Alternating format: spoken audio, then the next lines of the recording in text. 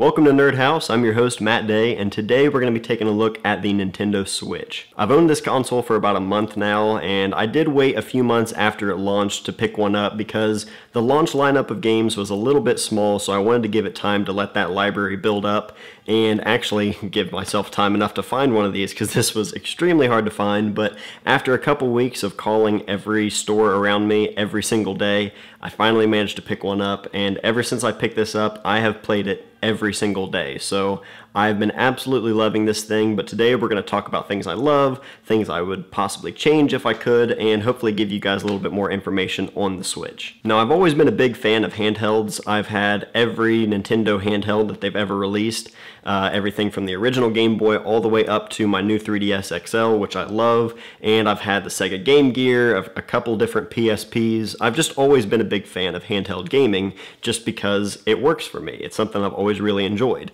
So whenever Nintendo announced that they were going to do this kind of hybrid handheld home console thing, I was really excited about it, and I knew it was going to be something that I would most likely enjoy because I don't think I've ever had a Nintendo console that I didn't enjoy. The portability factor for me is huge. It's not necessarily a factor for me traveling all the time, but just being able to play anywhere I want throughout my own house even. I'm a father of two, so a lot of times I don't have control over the TV. You know, maybe there's Paw Patrol on, or Trolls, or Moana for the 85th time today. Being able to just sit back in my recliner while there's something else on the TV and just get some gaming in my recliner, it's super convenient for me, so the handheld idea for me, it just works. Now, a lot of times when people start talking about Nintendo consoles, they immediately start comparing them to, Sony consoles or Microsoft consoles, and they start talking about specs and the resolution and the power of the system.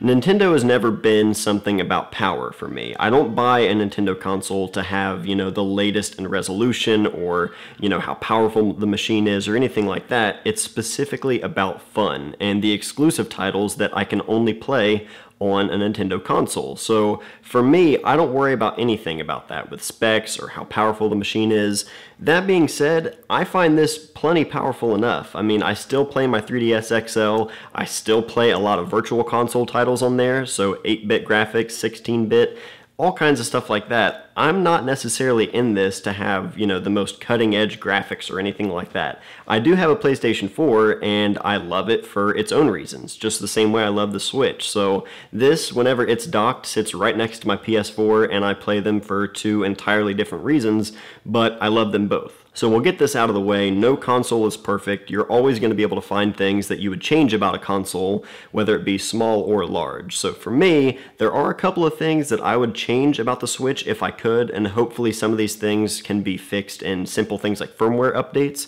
but we'll go ahead and address those just to get all that out of the way. The first thing that comes to mind for me is data management. This is something extremely simple, but it just kind of makes me scratch my head and think, why didn't they think we would want something like this? But for instance, if you have an SD card, which I highly recommend you do pick up an extra SD card to basically accommodate the internal memory, because there is only 32 gigabytes of internal memory and I think around 26 or 27 of available usage on that.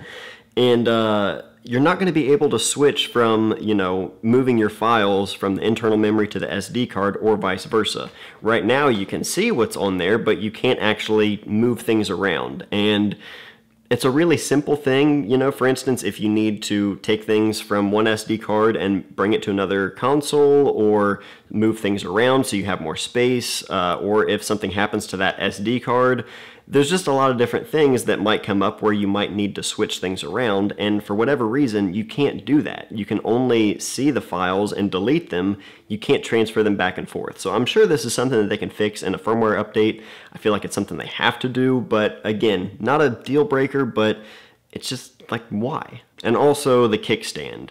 This is something that people have been way over dramatic about, and it looks like one of those infomercials where, they make a simple task look like it's something that nobody can do without tripping over or something. But the kickstand itself, it could be improved. Now, it does have this breakaway design to keep it from, actually breaking and being unusable, which is nice, but it's not always the most practical thing. Sometimes, like I mentioned earlier, if I'm in my recliner, I could just sit this on my lap, and if I had the kickstand up, I would love to be able to just sit it on my lap while I'm playing and, play with the Joy-Cons independently. But I can't do that because the kickstand, where it's located on the back on one side, it's not really ideal because it's not going to support the system on anything other than a completely flat surface. And I don't know if there was a way to remedy this, maybe to just have an extra kickstand on this side, or have it to where they were connected and there was a bar connecting the two at the bottom, and that way it would be nice and stable. Again, not a deal breaker, just something that I thought it is kind of annoying at times, and I thought I would bring it up. Aside from those two things though, I really don't have any other concerns about the Switch. It just works for me. A lot of people will talk about the battery life, and that can be an issue if you're commuting a lot, whether it be traveling or going to and from work. But for me, I'm not really under that category. I do a lot of work from home, and whenever I am working outside of the house, I'm driving. So I'm definitely not playing this while I'm out, going to work. So for me, the battery life isn't an issue, but even for those who it is an issue for, it's USB Type-C. You can get a power bank. A lot of people already have a power bank for their phone or their tablet, and it's really not that big of an issue. The fact that it is USB Type-C and not some proprietary link from Nintendo, that's really, really nice. So for me, if you're having an issue with the battery, I would just recommend a power bank, and really it's not that big of a deal to work around. Now, as for things that I absolutely love about the Switch, there are a lot of things that I love about this thing. The home screen and interface in general, just for starters, is super clean, really easy to use, and it's enjoyable to use. The Joy-Cons themselves, I have surprisingly really enjoyed using these, whether it be handheld like this, if I remove them and hold them independently in each hand, or put them in the Joy-Con grip. All of these different things work out really, really well for me. And I don't even have the Pro Controller, so I can't really compare it to that. But the fact that I haven't felt like buying a Pro Controller should say something, because I've played all different ways with the Joy-Cons, and I really haven't had any issues. Now, if I'm playing a certain game in the future, maybe I'll think the Pro Controller is worth it then, but as for now, I really haven't hit that point. And even using these as multiplayer controllers, whenever I bought the system, the first thing I bought was Mario Kart so that my wife and I could play, and the fact that we could have two-player multiplayer right out of the box without buying any extra controllers, that was a huge plus for me, and they're surprisingly pretty comfortable. I mean, it's obviously not as comfortable as a full traditional style controller, but it's really not bad at all, and it's really convenient for playing with my wife right out of the box. So for me, the Switch has been something that I've really, really enjoyed every single day, and especially now, 4 to 5 months after the launch, that library of games is getting bigger and better every single week. I love that in the eShop they show you what's coming soon, so I always have something to look forward to, because they really are releasing a lot more games for this than I was expecting, especially in the indie game front.